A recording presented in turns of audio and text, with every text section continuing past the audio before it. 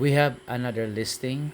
The size is 800 square meters, located in second lot from Graham Avenue, Tagbilaran City, for a package price of 20,000 pesos per square meter. Seafront. So this is ideal for a restaurant development facing Tagbilaran City Seaport. So ang maayo aning yuta guys, ideal for restaurant. Pwede siya restaurant kay dako-dako pa man ang area. So 800 square meters man niya. Kining mga balay o kanang mga building still kuha na siya part of the property niya. Pwede na nimo bungkagon pohon. You can kuha na kanang demolish this building. So manay mayong buhaton na guys. So nya kini diri dapita guys is already a setback from the beachfront or from the seafront. So na siya setback, meaning kining 800 square meters wala na ni siya kanang limpyo na gina siya guys. Limpyo na siya. So wala na kinuhaan na sa setback. So nindot kayo pila may maigo aning 800 times 20,000. 8 times 2. So 16 million I think. So basig manegosyate pa na.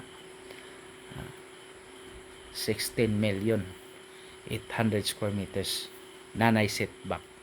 Makita na tong seaport, no, Tagbilaran City. Nindot jud kay ni buhaton nga restaurant. Second lot mga 10 meters from the kuan guys, from the road or from Graham Avenue Road. So mao ni siya guys, no, ang seaport. Makita nimo malantaw nimo ang seaport sa Tagbilaran. So okay jud kayo, no. Okay ni mga setback na nating barugan guys. So safe na gyud.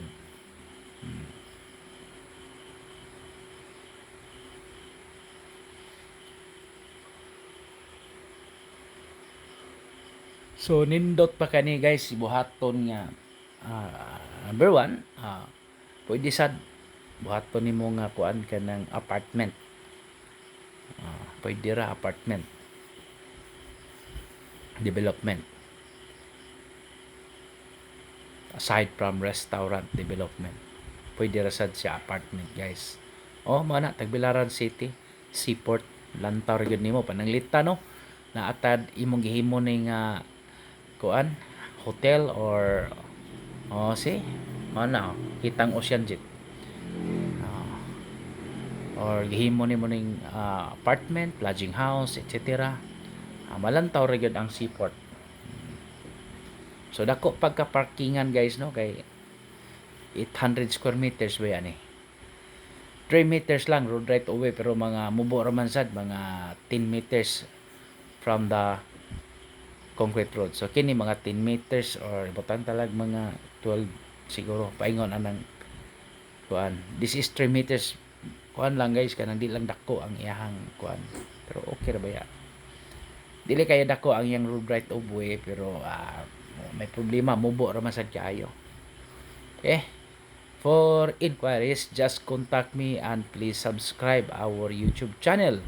We will process transfer of title, and if you have property or properties for sale, just please submit to us and contact me on 0917-1133-711 or 0929-641-9733.